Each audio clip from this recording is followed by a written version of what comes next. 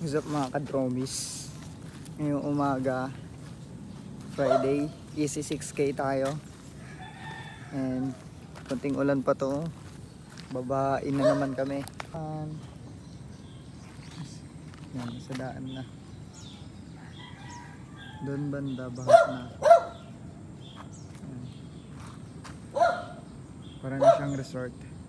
1K, 530.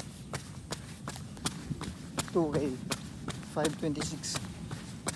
3K, 536. 4K, 616. And easy na lang. 5K, 6 minutes.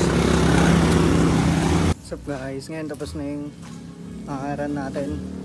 Naging siyang 32 minutes. Ito yung naging result.